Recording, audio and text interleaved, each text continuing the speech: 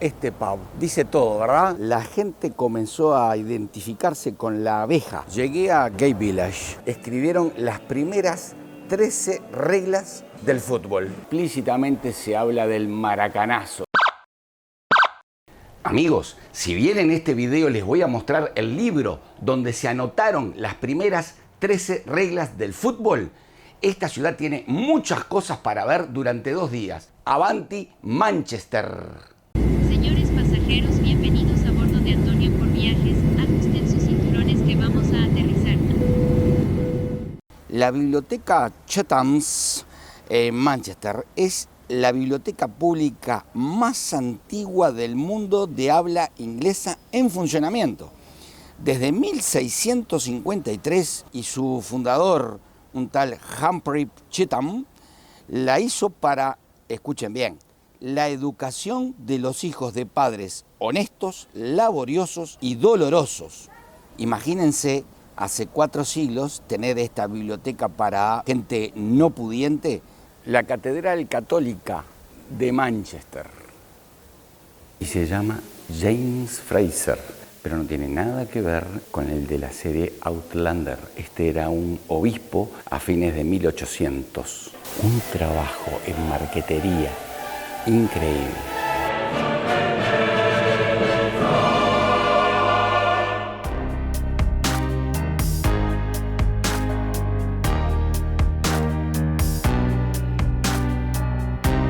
Thank you so much.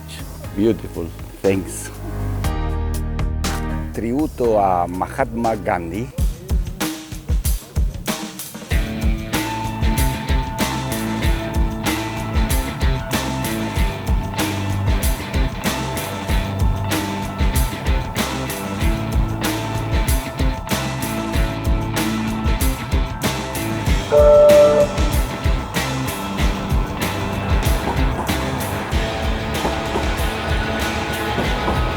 Las tiendas por departamento todavía siguen en uso aquí, en este caso en Manchester. Selfridges, una de las cadenas de tiendas de conveniencia más populares en el Reino Unido. I wonder, are they...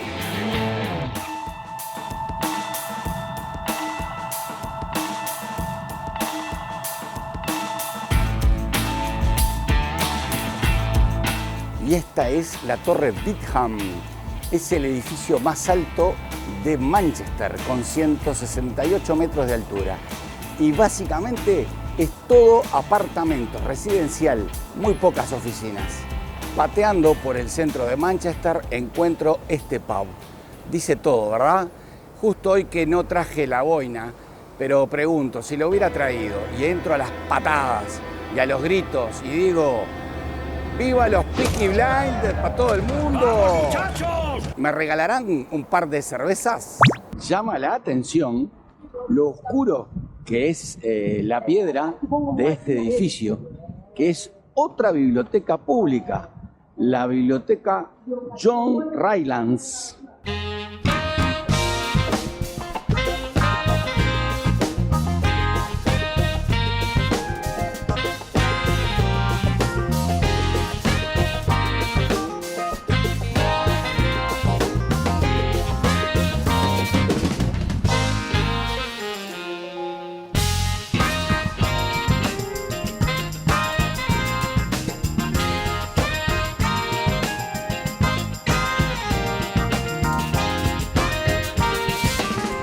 Y llegué a Castlefield, un distrito, un barrio del sur de la ciudad, donde antes había muelles y que por supuesto ahora verán que se usa para algunos que viven adentro de estos barcos.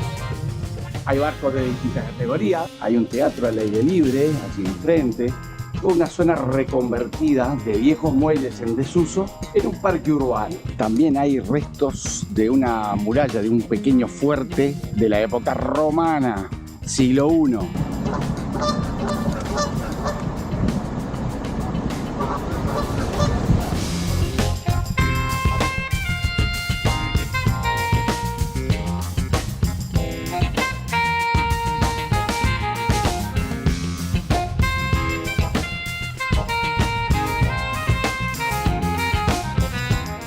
zona esta de los muelles abandonados tiene una zona pobre y también tiene una zona rica. Estoy entrando ahora a 5 cuadras de lo que mostré hace unos instantes. ¡Epa! El Albert Hall, construido en 1904 como sala de conciertos, estuvo abandonado mucho tiempo, inclusive fue un club de caballeros. La Biblioteca Pública de Manchester, un edificio circular. Mi homenaje a mi abuelo Ricardo, que era tremendo cabrón, pero uno de los mejores tipos que he conocido. Desde los años 70 la gente comenzó a identificarse con la abeja. Hoy es el símbolo de la ciudad de Manchester porque refleja la identidad industrial y trabajadora de su gente. Llegué también al barrio chino, un par de cuadras con muchos restaurantes chinos, pero también se han colado otros negocios asiáticos.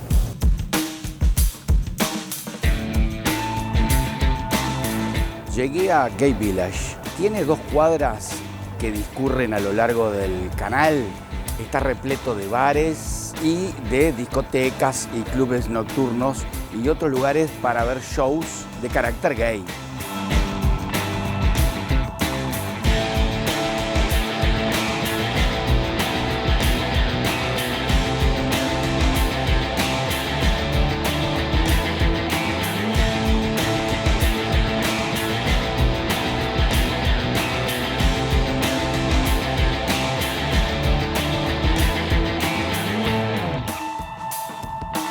Excelente, en el centro de Manchester es el segundo desfibrilador que encuentro.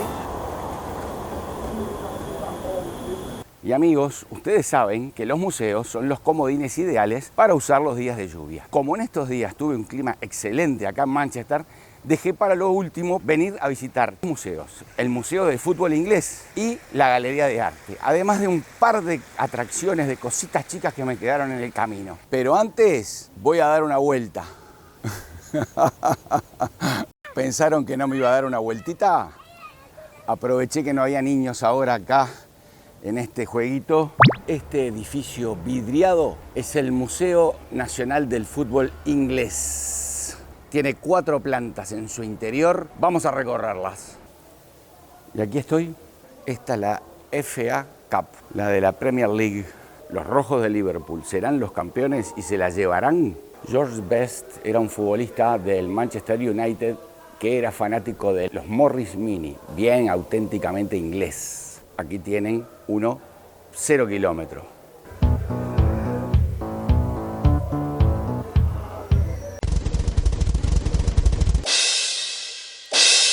...1863.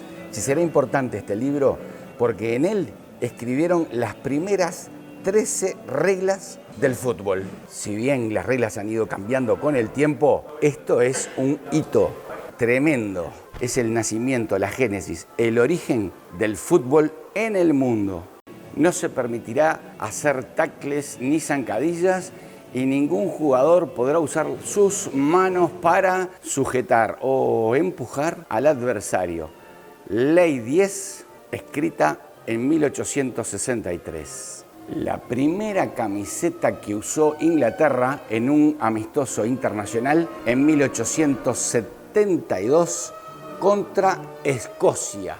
Los primeros campeones de la Liga Inglesa en 1889, el Preston North End, les decían los Invencibles. En 1922, los hinchas, los fanáticos de los equipos, se ponían estas cocardas con los colores y las letras de su equipo favorito.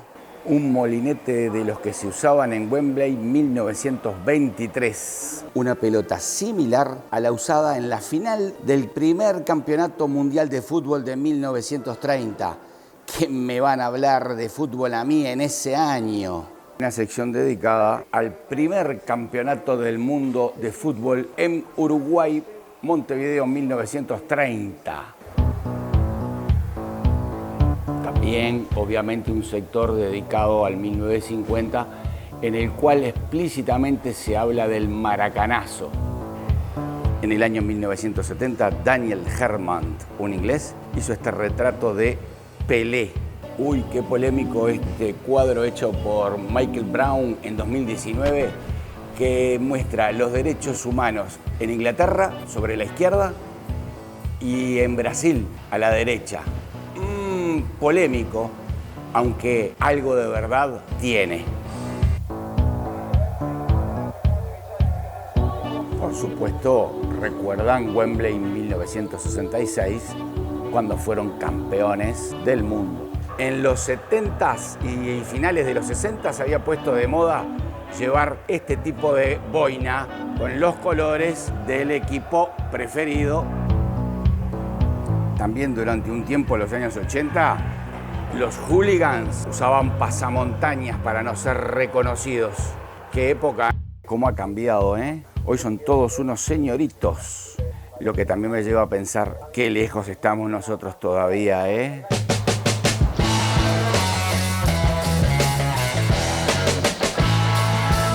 También hay menciones a diferentes futbolistas del mundo. En este caso, Mia Hamm, que creo es de las más famosas mujeres futbolistas de los Estados Unidos de América.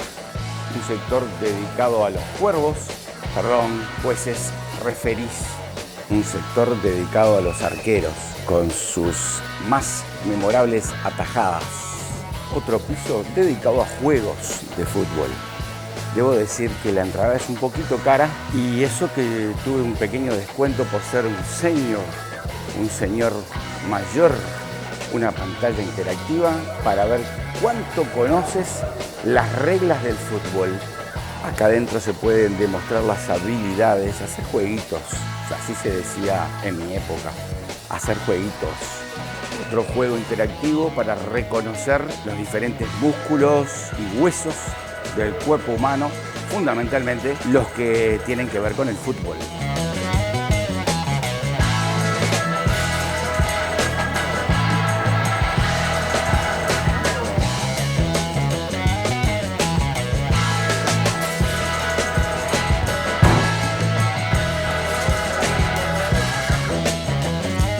Una zona especialmente dedicada para los más chiquititos. Ahí se juega a tirar penales, la familia va a competir entre sí. Ahí van quedando los que tiran más fuerte o más preciso. Nombre, la velocidad con que patean y la nacionalidad. Tiene un costo extra de 3 libras para poder patear 3 penales. Es un arco tamaño real y hay un golero que se mueve.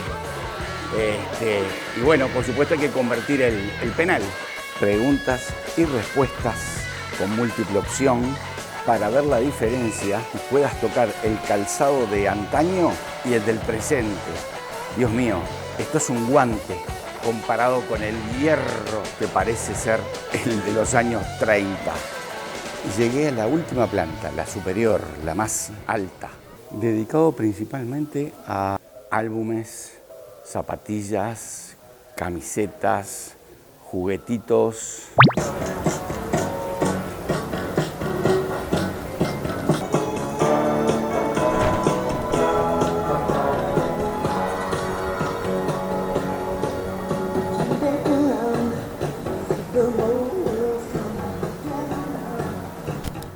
¿Esta marca de cigarrillos seguirá estando en el mercado?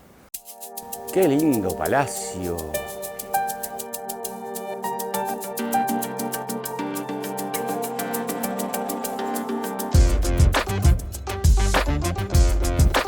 Y dejé el fútbol. Ahora me vine a la galería de arte. Pero me encuentro con un cuadro donde fútbol y fábricas van de la mano. No sé lo que estará diciendo, pero anda, ahí tenés la comida. ¿Será eso? Ulises siendo atraído por las sirenas que obviamente lo quieren comer. ¡Qué ojos tan vívidos!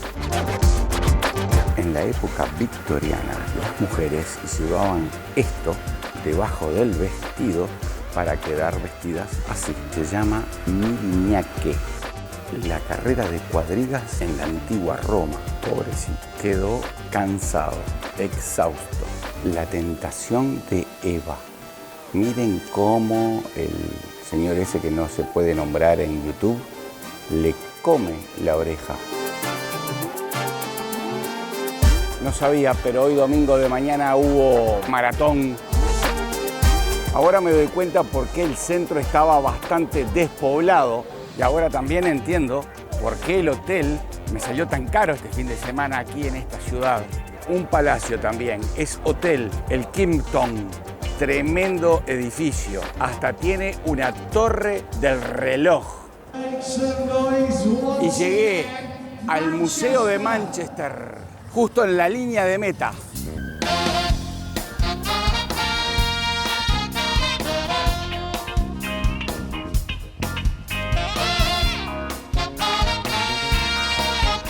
La fascinación en Occidente por las momias es brutal.